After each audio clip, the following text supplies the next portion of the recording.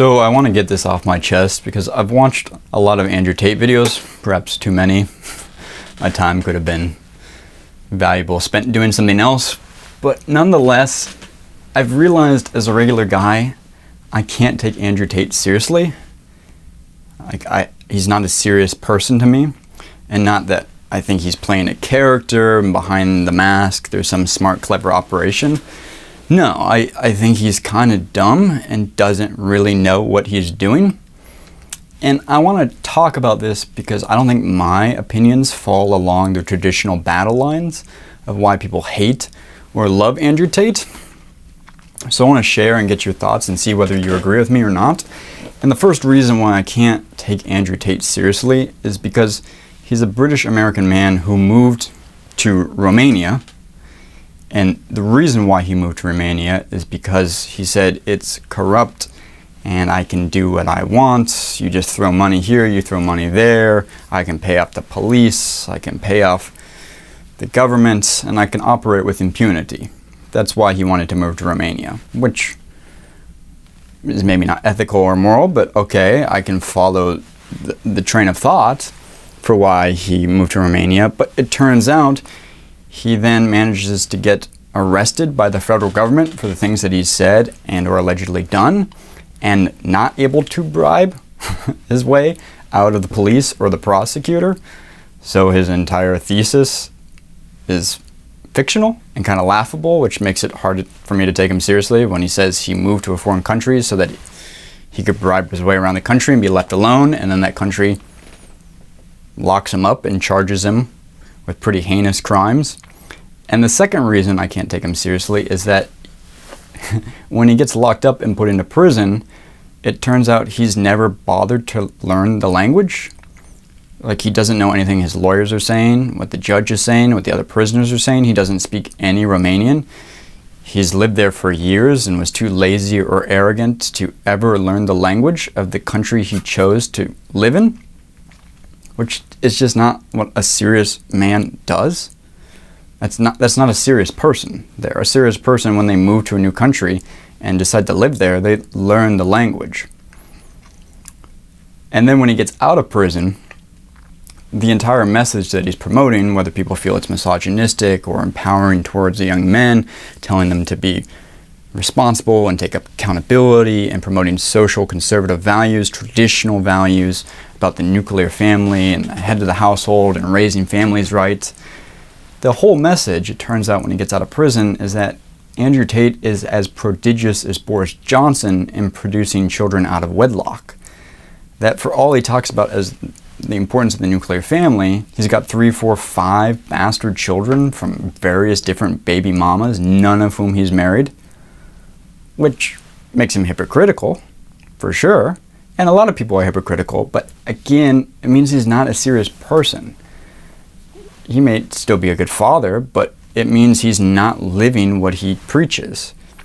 And that's fine, you can still be friends with somebody like that, but I'm not going to be able to take that person seriously if what they say is one thing and what they do is something totally different, particularly when it comes to something so fundamental and is part of his identity. So it's hard for me as a regular guy to take him seriously when he talks about traditional values and then has a bunch of children out of wedlock to different women. Fourth reason I can't take him seriously is maybe a small thing, but he references The Matrix a lot. It seems to be the only note he knows how to play on his piano of philosophy.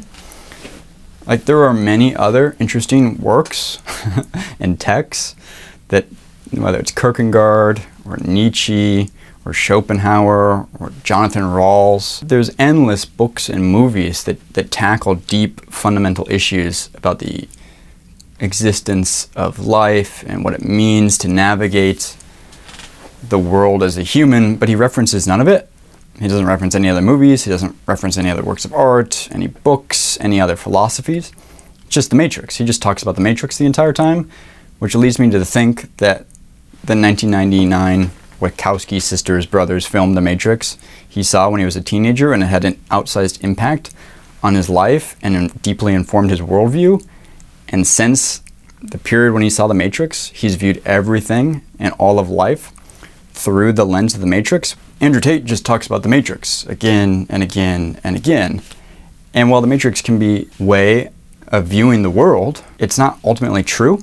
Like, the utility of using the Matrix as your worldview only takes you so far. They don't have any other books that had an impact on them, or films, or TV, or paintings, or sculptures, or moments in history. There's nobody else that was influential or that's informed their worldview. It's just hard for me to take somebody seriously when the pillar of their philosophy is rooted in a movie from 1999.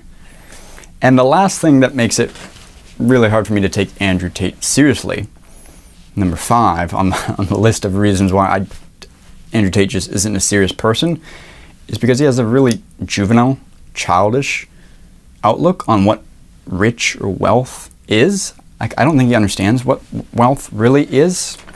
I'm not a wealthy person, but I live in New York City, so I'm surrounded by deeply wealthy people, and I get to see it up close. And wealthy people, truly wealthy people, aren't interested in cars, for example. They don't care about cars, something Andrew Tate seems to care a lot about as a means of showing or displaying his wealth.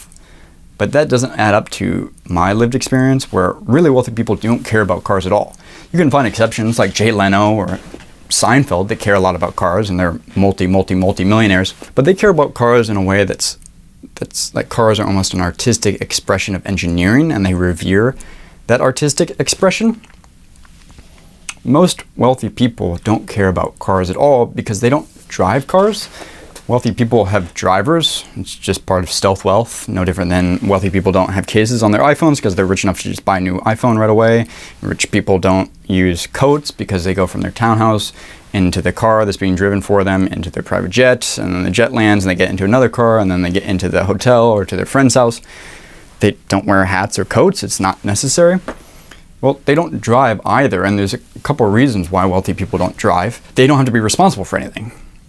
Having a driver allows you to be drunk or do drugs or to speed rapidly down the freeway, and none of it's your responsibility. If the car gets pulled over, it's on the driver, who's on your payroll. You tell the driver, hey, we need to go really fast, break the speed limit. If you get pulled over and you're drunk and the car's been doing 100 miles an hour, you're fine. That's one reason why wealthy people use drivers all the time, is that it's a shield of responsibility over their actions. But at the same time, wealthy people are often quite busy, whether they're having conversations on the phone with friends or meetings or other people in the car. They don't have to worry about driving or navigating the town or wherever they're going. They just hop in the car, they continue the conversation, they continue the meeting or whatever they're doing, and it doesn't have to be interrupted by them actually driving the car. So Andrew Tate's idea of look at my Bugattis or my Lamborghinis and me driving them around, really wealthy people don't do that. And I think if he were actually wealthy or had spent any time around real wealth, he would understand that, and he wouldn't incorporate his Bugattis and his cars into part of his identity of being wealthy, because that's not how real wealthy people are. And all these factors add up for me to just not be able to take him seriously as a person. Like, I don't think he's a serious individual. I don't think he's that smart. I don't think he understands the world that deeply. He might be a very compelling communicator, but to anybody that's, I think, lived abroad or been around really wealthy people or read deeply would recognize Andrew Tate is meretricious. Andrew Tate likes to use the word perspicacious to, I guess, flex his vocabulary. Well, here's another word, meretricious. You can look that up. Andrew Tate is meretricious.